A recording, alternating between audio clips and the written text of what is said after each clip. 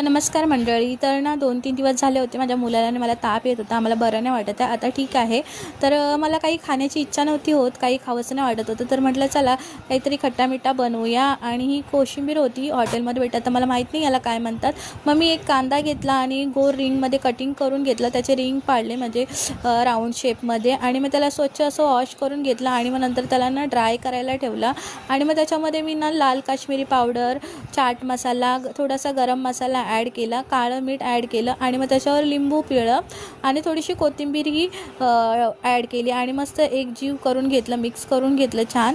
आणि मग ना मी खाल्लं, फार छान झालं होतं आणि ते मी भाकरीसोबत खाल्लं. चला तर माझा नवीन चॅनल आहे, माझ्या चॅनलला लाईक करा, शेअर करा आणि सबस्क्राईबसुद्धा करा आणि चांगल्या चांगल्या कमेंटमेंट करा. आणि ते बघा मस्त असे आपले ही कोशिंबीर कांद्याची रेडी झाली आहे आणि मी भाकरीबरोबर खाल्ली, फार छान लागली. तुम्हीही करा आणि नक्की खा. बाय.